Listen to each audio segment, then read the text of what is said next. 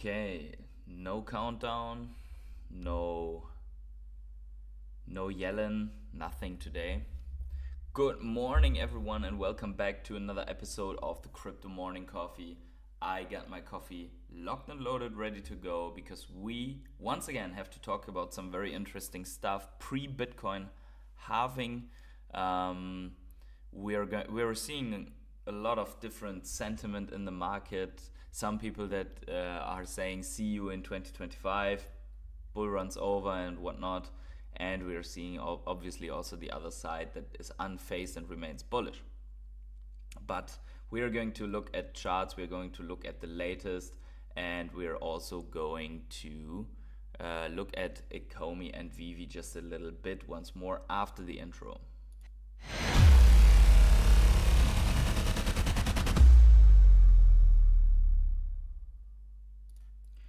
So, good morning to all of you, my rare hodlers, and everyone that is in the chat already. So I see Mewtwo, which which I can't get around to comment every time that it's a Mew on the on the picture, and the name is Mewtwo. Good morning, and whoop whoop. Yep, absolutely. We are very close to the halving.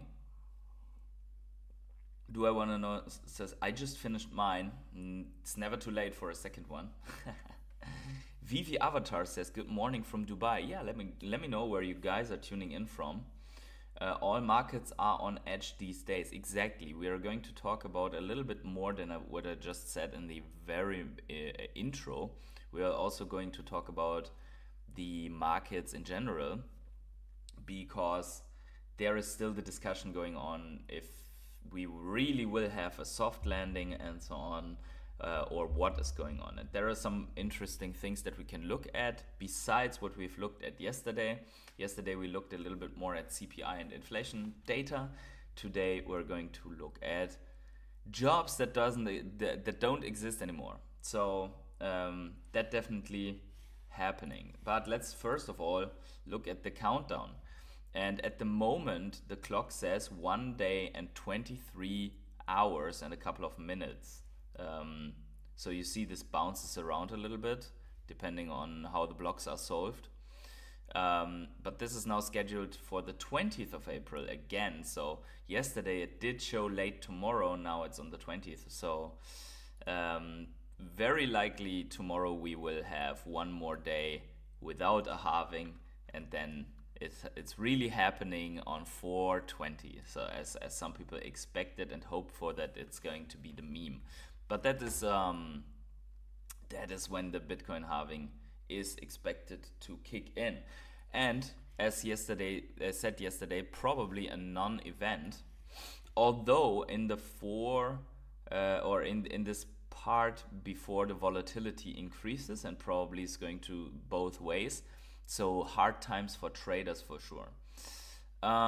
Yesterday we drew in that on this bearish retest we could expect more downside, and actually we got this downside.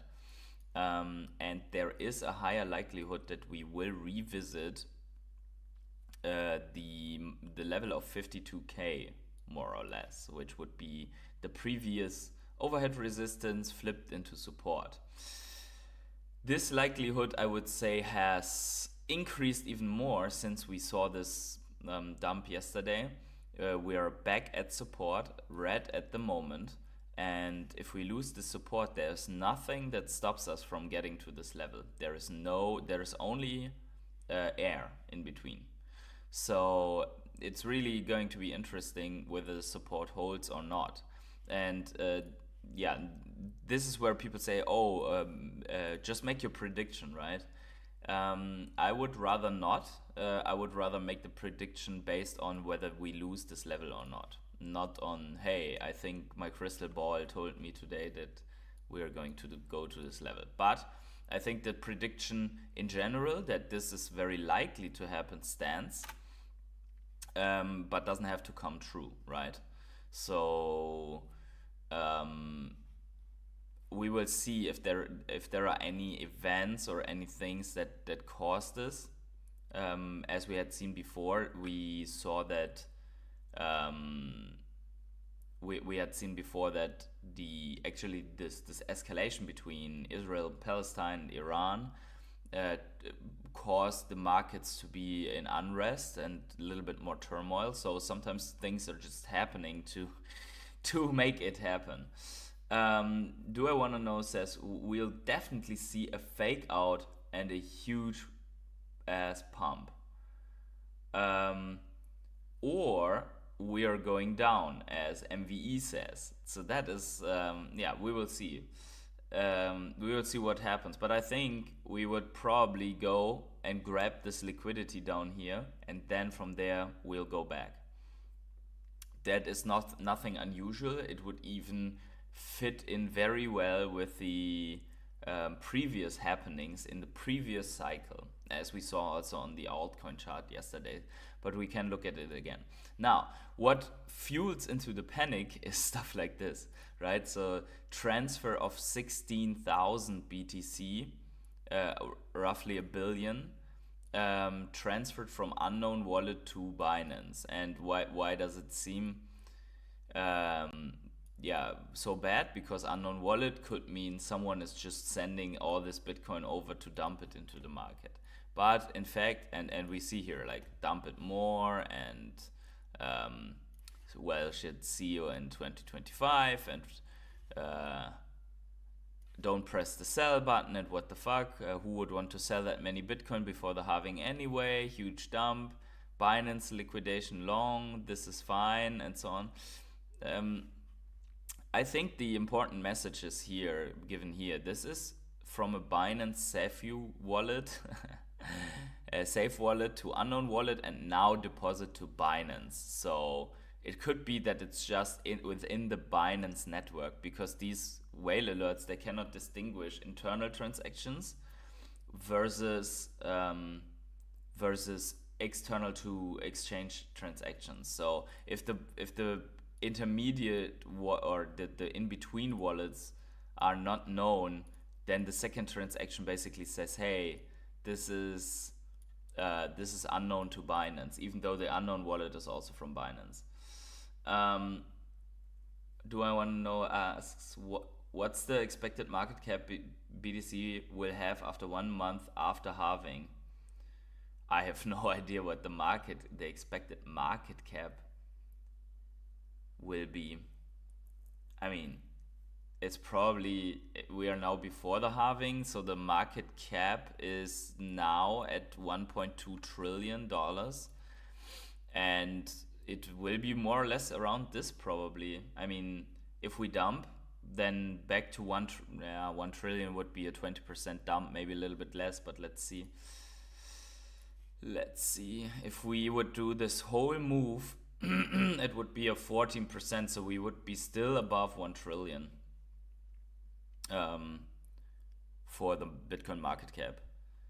But yeah, so this, even if this was a dump, this 1 billion, it would cause short-term volatility, because of, I mean, 1 billion quickly into the market is different than 1 billion just sold over time. And this goes along with the outflows. So we are red again, and we are red on the outflows again. So let me just move my cam just a little bit that you can see the overall. So the newest transactions are on the bottom, and these are all the ETFs, right? This is from Crypto Bro. I recommend following him on Twitter, because he puts this out, I think, almost daily. And we see that BlackRock is at its lowest inflow since basically a month, so only 18 million. Fidelity has no inflow report, probably not reported. Whereas BitB, which I'm not quite sure which one it is, and ARK Invest have outflows together with GBTC outflows that are in the hundreds of millions once again. So 133 million is not, it's quite a bit. I mean, nothing compared to if someone would dump these 1 billion into the market, but overall that is now a net negative of 165, which is, since our latest dump, the biggest red outflow number for Bitcoin ETFs. So also there, and that's what I mentioned in the last weeks, also there we have the phenomenon that yes, ETFs are not like Grayscale Trust. ETFs can be sold, and if the ETF is sold, the underlying settlement of Bitcoin, the physical Bitcoin also, the physical, right? The Bitcoin, the real Bitcoin also needs to be sold, which then brings it on to the market. And GBTC has a ton left to sell. And as stated yesterday also, I don't believe that just because Genesis is selling in this as well, where we see these huge outflows of 300 million and so on, that doesn't mean that when Genesis is done, the outflows are done.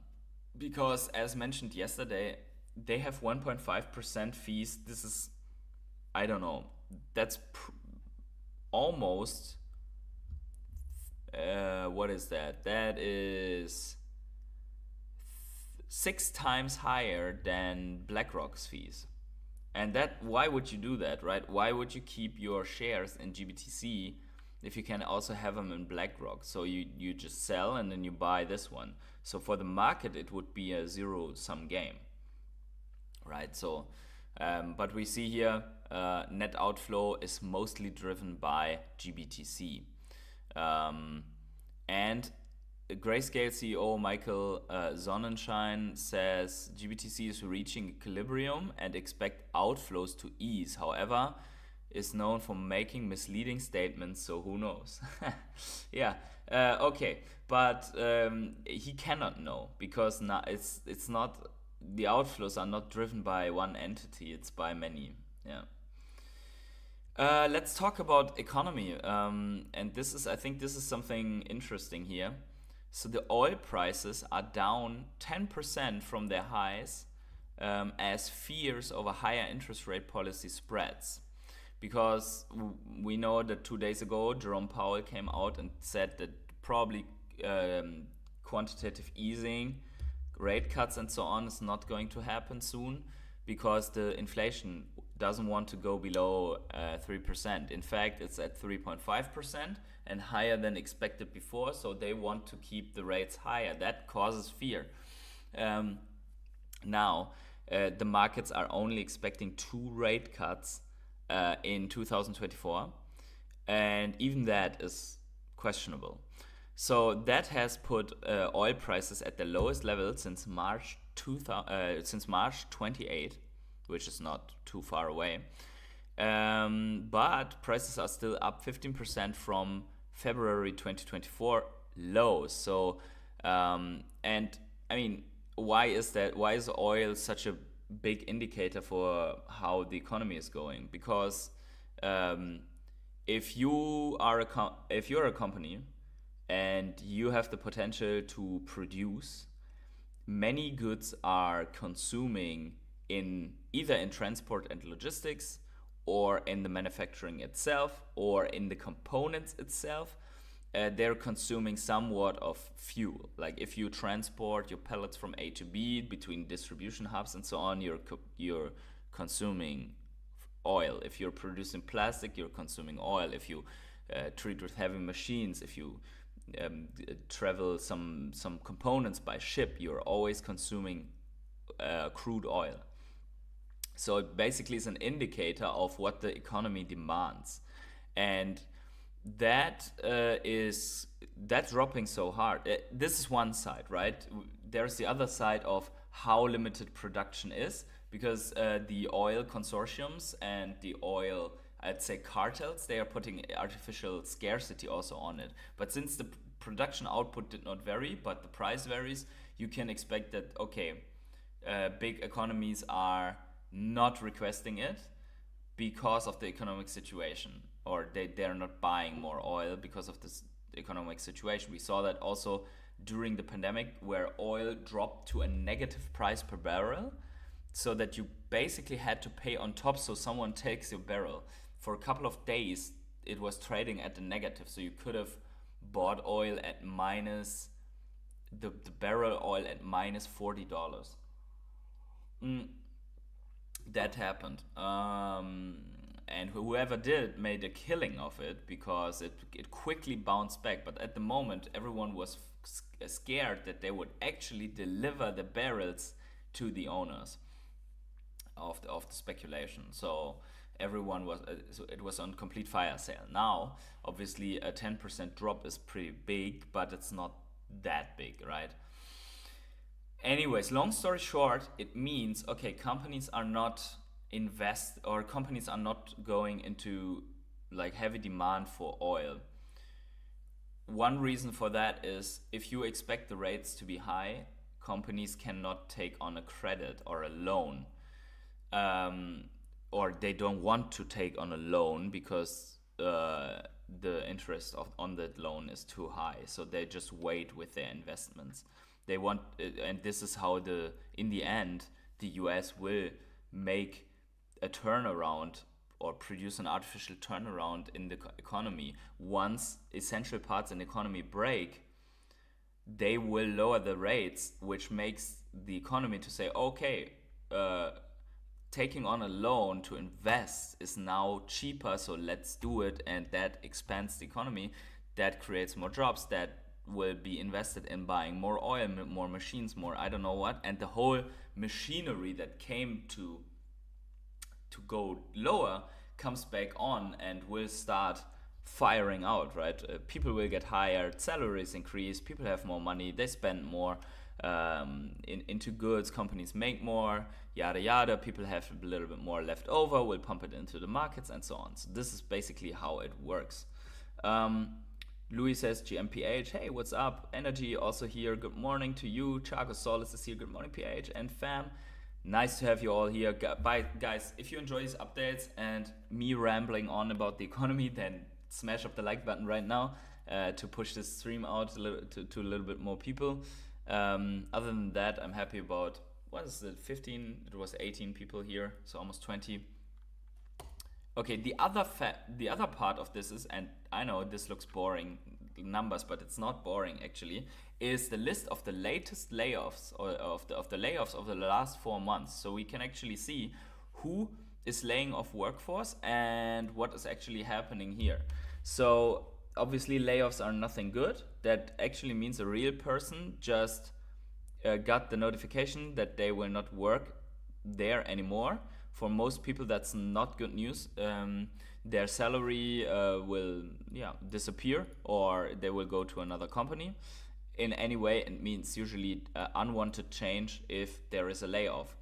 So Twitch, 35% of workforce gone. Hasbro, 20% of workforce gone. Spotify, 17% of the workforce gone. Levi's, 15%. Xerox, 15%. Qualtrics, 14%, Wayfair 13%, Tesla 10%, Duolingo 10%, Washington Post 10%, Snapchat 10%, eBay 9%, PayPal 9%, Business Insider 8%, Charles Schwab 6%, Macy's 4%, and so on. BlackRock even 3%, even BlackRock. So Citigroup 20,000 employees, UPS 12,000 employees. That is some numbers, right? So in 2024, we have already seen 74,000 tech layoffs alone, with well over 200,000 across all industries. That's like a medium-sized city in Germany. that is not a few jobs, right? And it's mainly like a big chunk is in the tech industry. So and this is a symptom of companies freeing up capital and getting their balances right, because they're actually lowering their cost side so that they can stay competitive, can stay in the market and so on, by doing these layoffs. Like, there are other means of reducing the cost side, but cutting out stuff, sometimes it's called melting away the fat, because in good times, usually these companies, they start hiring and they overhire, because it's like in crypto, when near to the top, everyone's, oh, everything's going great, oh, let's get some more like let's hire some more people here and there, and then usually some of the departments in the companies get way too fat, so to say, and then they're melting this away once it's necessary, right? So, and then what does that mean though? Actually, it's something that the Fed in the US wants to achieve. They wanted to achieve exactly this. It sounds cruel, but a softer job market is actually what they wanted. So, because what does that mean for other companies? It's easier now for other companies to get some workforce, because there were times where you literally couldn't get qualified workforce. So 2024, so far, 200,000 down. So what did the US do? They created 690,000 part-time jobs, but actually the full-time jobs were down 6,000. So if you just look at job numbers, it seems like the job market is still strong, but if you look at only the full-time jobs, it's actually on a negative already. So why are there so many part-time jobs though? And this is just mere speculation. I read it somewhere, but it could be that many jobs are not paying what people need to maintain their life standard. So we saw yesterday credit card expenditures and delinquency rates. So some people are just going on credit to maintain their way of living, and other people, they are taking on another job, like a part-time job, to their job. So for example, let's say they work the whole day, and then in the evening they go to a restaurant and wash some dishes, right? And get some extra money. So to either to invest, like a side hustle, right? To invest or something else. So this, apparently there are many jobs created in that way, and the food industry and everything, they need stuff like that, workers on the band. But overall, not the best sign. So maybe we are closer to the Fed pivot than we think. Now, this all from Kobayashi letter, so I also recommended to follow them. I'm using their content quite a bit because I think they're pretty good. They question if we are in for a soft landing or not, actually, with all of that going on. And here we see also odds of layoffs in 2024, last part on this layoff topic. So the odds for Alphabet, Microsoft, Meta, ByteDance, Netflix, and Nvidia are relative, or are the highest to have more layoffs. Nvidia, actually don't know if that will really happen, but it's also lower percentage. So I hope that you guys are all, if you are in your jobs, happy with your jobs, and or trying to get out of the hamster wheel, but use the job to make it happen, then I hope that this doesn't affect you. And I hope it will not affect me anytime soon. So, last thing here on the Bitcoins, we have this guy that's called the Mr. 100, because this, whatever it is, like guy, institution, or I don't know what, is buying 100 Bitcoin, not even only per day, per execution. So for example, we see here these are blocks of Bitcoin now, where there are 100 Bitcoin added every day. So, and this wallet is sitting on 61,000 Bitcoin. So usually, so this guy added several times 100 Bitcoin. So here you see 1, 2, 3, 4, 5, 6, 7, 8. It must be either a super rich person, or a company, or a small country. So, but we see here like 800 Bitcoin added, and then we see here, and this is not an ETF. This is too regular for an ETF. Here's 6, 100, 100, 100. This is too regular for an ETF, and there are also no outflows. So this guy does not sell. Just, it's basically a DCA, and I don't know. Yeah, here we have it like, it's basically every 2 hours, or here it is the nighttime. seems to be manual, right? Here are 6 hours between it, but nonetheless, you basically have one wallet here that absorbs more than that absorbs the current production rate, like on days like this, and that absorbs more than on every day than the future production rate in 2 days will be. One wallet is basically taking all new produced bitcoins from the market, not the outflows, but the newly produced ones. So that is crazy in my opinion. And I think that as someone who is equally convinced that Bitcoin is the end game, and that this is a good thing, right? I mean, with 61,243 Bitcoin, compare that to us regulars who are not even able to buy a whole Bitcoin anymore. I mean, I have like 0.165 or so of Bitcoin. I mean, there are still people here and also in this chat who are probably having more than one Bitcoin. But yeah, I think that after the next cycle, probably the 0.1 is the new 1 Bitcoin. Hard to achieve the 0.1s and so on, right? So, these bags, they will be very, very, very, very valuable. I mean, they are already right now, and this guy is just adding.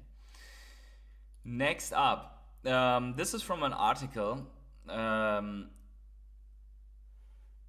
about the ETF in Hong Kong. So we have the ETF approval in Hong Kong, and the question is what's next, and this is answered a little bit here. So where is it now? So who's next to approve, right? So we had the Bitcoin ETFs in Canada first. We had them in the US.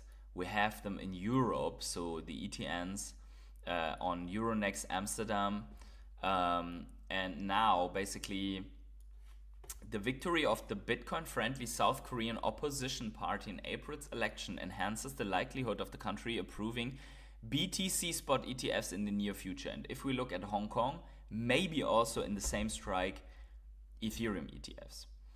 So yeah, the winning party had pledged to prioritize offering investors access to such products. So very likely South Korea is coming in with ETFs. South Korea's recent political shift could lead to regulator approving Bitcoin ETF as soon as this year, which would go nicely into the bull market. And then also the government pension investment fund of Japan said last month it was considering investing in illiquidity assets like Bitcoin. So also in Japan, the movement is going towards having Bitcoin ETFs, and the pension funds would buy those Bitcoin ETFs.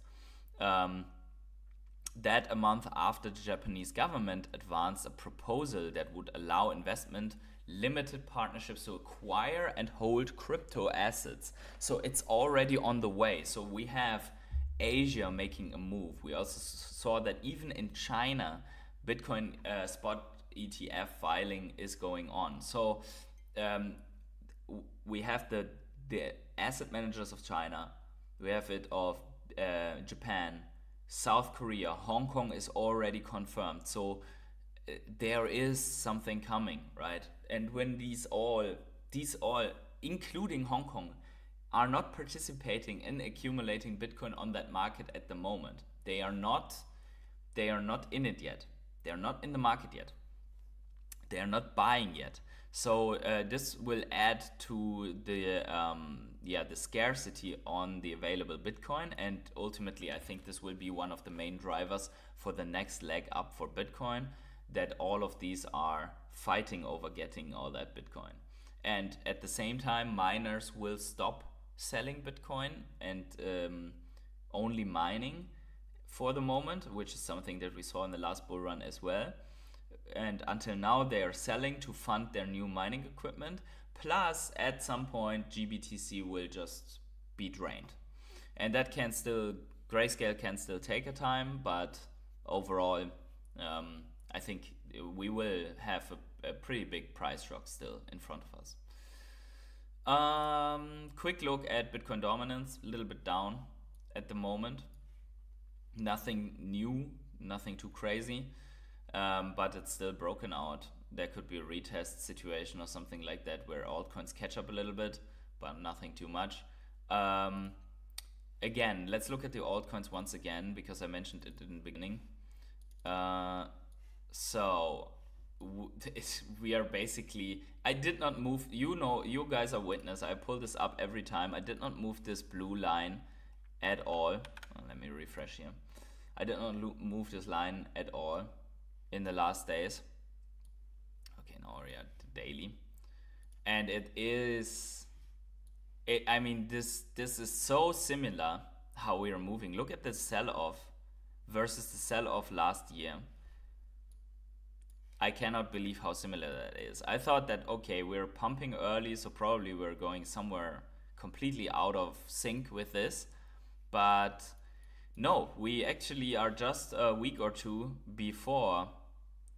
I mean, if this part was like a little bit to the left, it would be perfectly aligned with this downwards move. And there's not much, I mean, we see this wick is going down all the way here from the last week. If we have 1 or 2 weeks more, we're just super aligned with the altcoin space here. So hey Luke, what's going on? Good to see you here, smashing the likes. G Money is also here. Good morning for the coffee. And Bodo, good morning. Good morning, Bodo. Yeah, so for the altcoins, I'd expect a little bit more, 1-2 weeks, and then the turnaround. And the turnaround means 1-2 weeks for Bitcoin, and then a turnaround. Nothing more to add, in my opinion. What we also see is like a TSI cross here, which usually implies more downside. We also have that on Bitcoin. Once we see this on the daily, it's usually not taking long, but we can find maybe. So this is on the weekly, not on the daily. Sorry for that. So usually we see once the TSI crosses. Here we see it, TSI cross, downside. We are at the cross, so there could be, and I would expect if it happens to go to revisit this overhead resistance from here. So there could be more blood for the altcoins, and this would be a fantastic buying opportunity in my opinion. The indicators are cooling off, so all in all for me it looks like the altcoins as well as Bitcoin, they have some room to the downside. Yeah. Some people are saying, based on such indicators, if you only look at this indicator, for example, you would say, okay, last time this happened, big sell-off, we see it here, that we are already at the end of this rally, right? Here last time we had this, we did not have a cross like we do now. We only had a touch, basically. So we will see how it plays out, but there is still a big move coming in my opinion. Yeah, what we don't want to see is that we are actually not here, that we are already here. Yeah, in the projection, that would be bad. But this is, I cannot see how this is the case because we saw the sell-off here. It looks to me from everything that we saw that we are in this stage of the cycle, and also cycle timing wise, this would make total sense. And we haven't even passed the previous all-time high for altcoins, so yeah, I think that could still come. Okay, and also retail is not really in the market yet. Also here for the let's look at the rainbow chart quickly.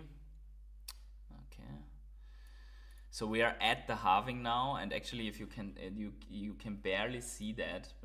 Let me just get this a little bit to the side there. So we are at the halving, and actually this is a little bit hidden behind the halving line, but we are actually in the green. We are in the still cheap area of the rainbow chart. We have quickly tapped into the hodl phase, where this rainbow chart would basically have said, okay, no buying anymore. It's not cheap anymore. It's just hodl. Now we're back in the still cheap phase of the rainbow chart, which is at around 51 to 67,000 is the still cheap phase at the moment. And you see these bands are progressing. So let's say we dip down to the lower band of that, which would be exactly, by the way, 52,000. Yeah, you see it here. 52,000 would be the lower band of the cheap phase. If we get this correction for Bitcoin, all fine. Let's say we shoot up then to the end of the year. So let's go to the end of the year. Let's go with November. So let's just say in November we top out. Bitcoin would be in the sell phase, orange and red band, between 180,000 and 237,000 if this plays out like previously. So you see here we always in this cycle we always tapped into the sell, seriously sell one, yeah, here up, and that would be at around this time. Oh, actually I was at November right here. So November 24 would be 180,000 in that range, right? And I'd say beyond 141,000 for November, which is the first orange line, the FOMO intensifies line. If we would go there, that would be for me the sign, okay, we are coming close to where we maybe want to see some profit taking. Yeah. Ain't says belated morning all. Yeah. I mean, it's 8:36 a.m., so we're still fine in the morning, right? Here in Germany, though. So here's the thing. In my opinion, the longer this correction takes, the better for us. First of all, we can still accumulate something. Secondly, it would realign us with the normal cycle length. Thirdly, it would reset all of the indicators to have a bigger move to the upside. And when it takes longer, and the longer it takes, the longer our bull market can take. And let's say we have our Bitcoin top in Q1, then we would look already at 200 to 250,000 for the upper two bands. And the longer it takes, the higher these bands are. So, and from history, you would say, okay, this is pretty accurate. You dump into the lowest blue band every time, yeah, even sometimes hit the bottom, and you touch at least the second from the top, even in pandemic years. Okay, so like here, where it was like the upper band was 70,000. And we did touch 69K, so we came very close to the red area. So let's say we go with a very lengthened, the lengthened cycle could put us on the same. So you have a earlier cycle, but you have a lengthening cycle, so we would still be on track, right? So all of that theorizing. Let's look at ECOMI once more. Yesterday we looked at ECOMI and it was not good. Now it's even worse. Maybe not worse. It's just exactly what I mean. I have to say this, right? I mean, you know, if we are right on YouTube, we have to say it. Okay, so you see this yellow line that was basically the prediction. We are at it right now. We are back at the lower end of this mega accumulation range here. We are in it. Yeah, so this is the buying range for the whales. We can see it here. This is where the whales are slowly and but surely accumulating. We see even that we sometimes wick out of it. Technically, this wick also went out of it here. There was some bigger buying going on then, but we are still trickling down. We are very likely to revisit this 00057. Yeah, and you remember that when we were way above here and said, okay, we're losing the support, that probably, if you want to scoop it up, it's probably good to place your buy order at this level. And we wicked into this level, so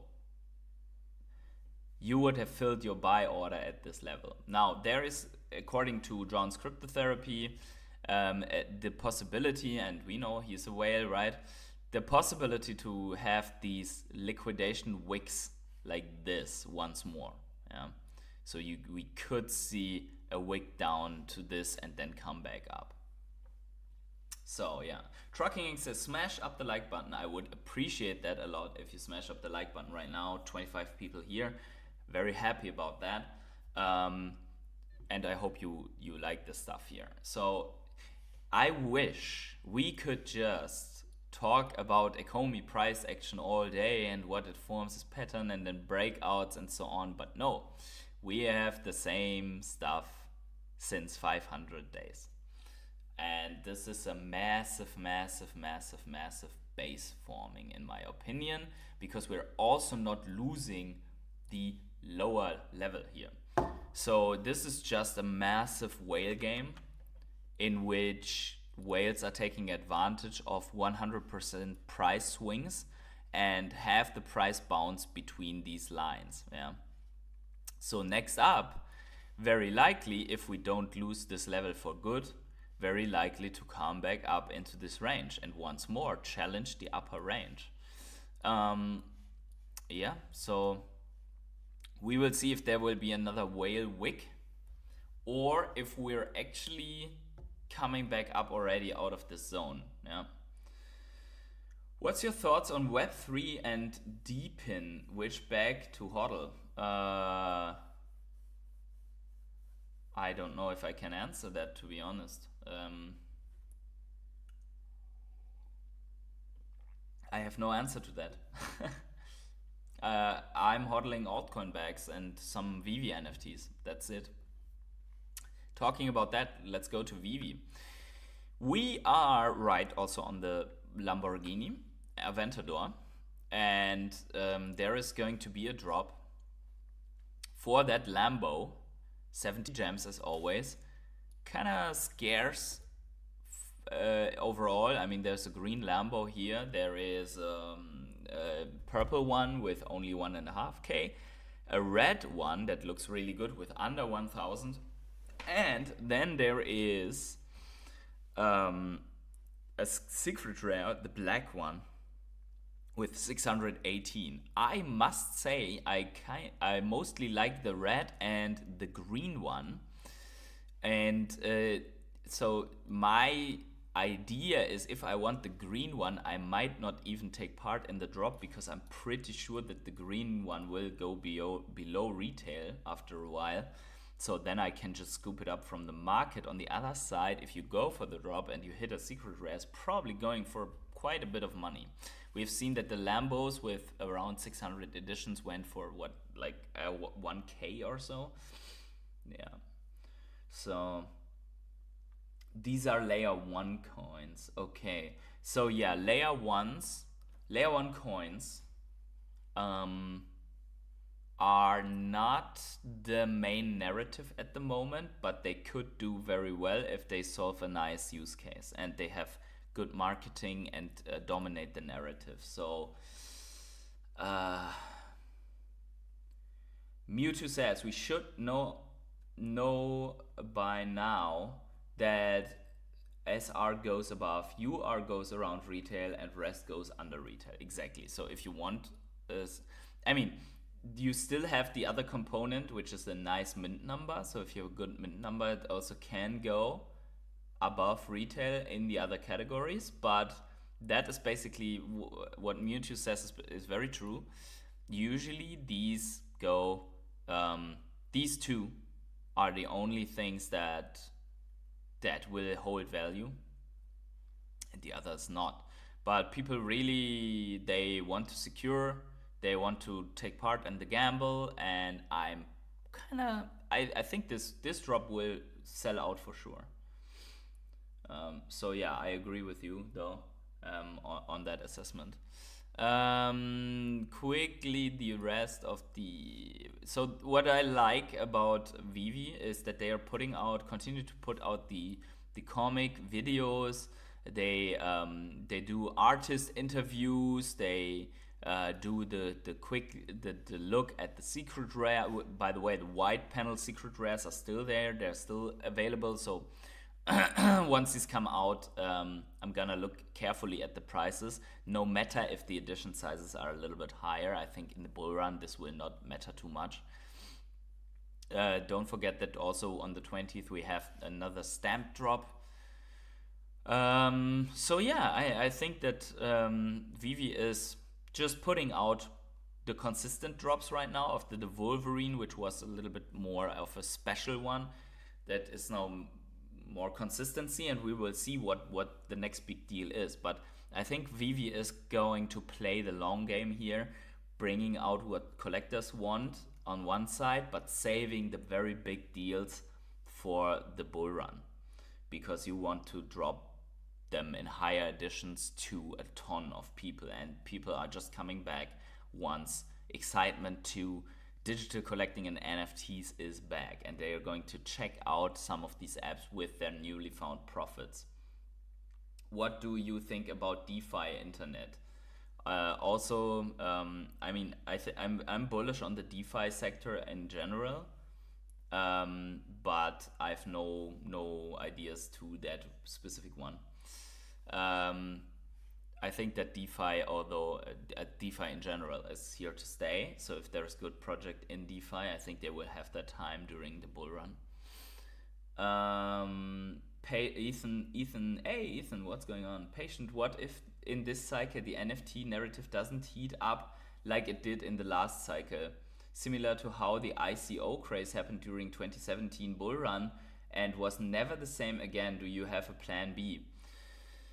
I think that this narrative is too young to not have a renaissance, and my main argument would be look at the narratives that have been strong in the beginning of the bull run, one of which was gaming. And gaming is very closely tied to digital ownership of weapon skins, avatars, clothing, and stuff like that. So if gaming can heat up like that, why wouldn't NFTs?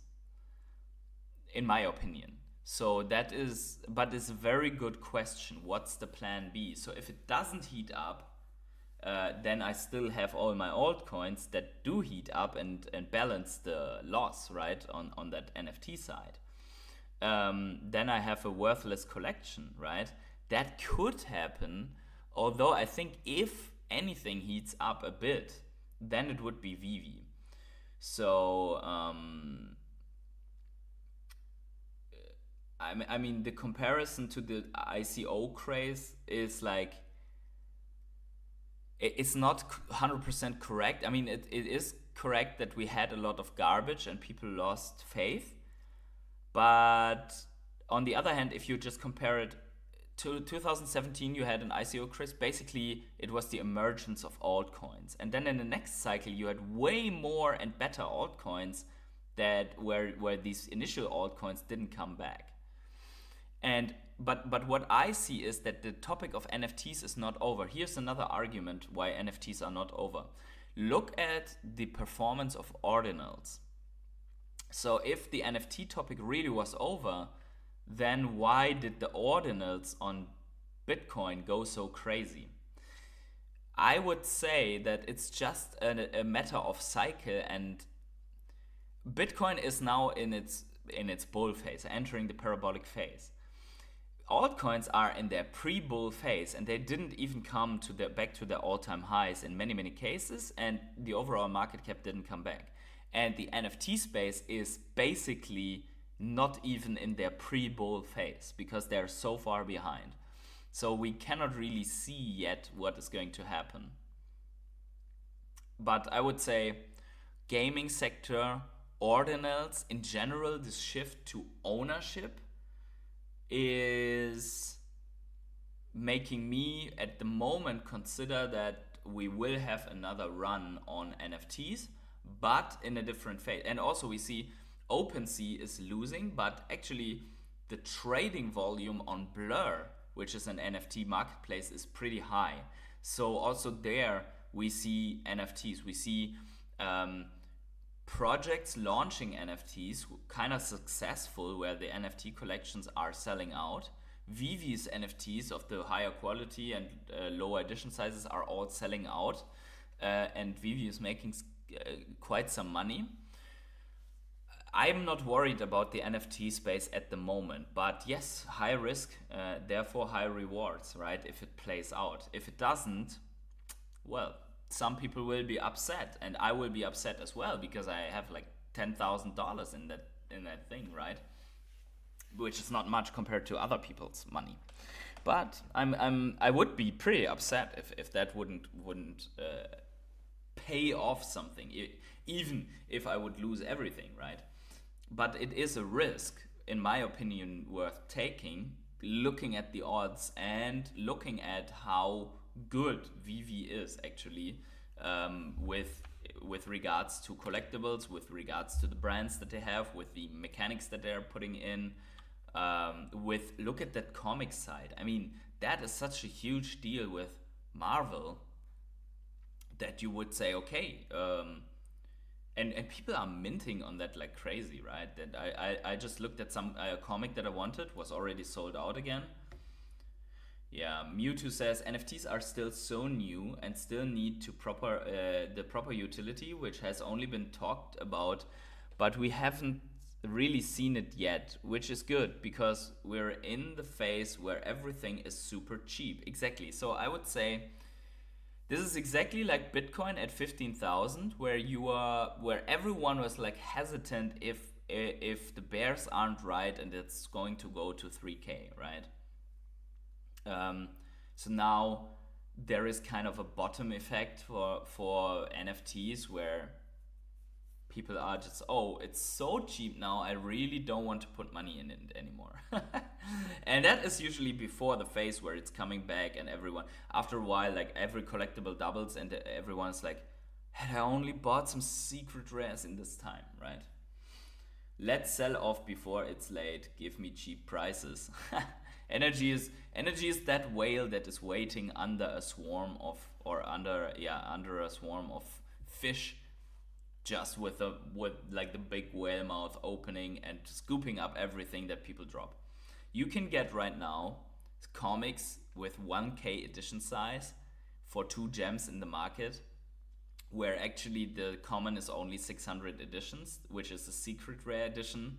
So yeah, people are really sleeping.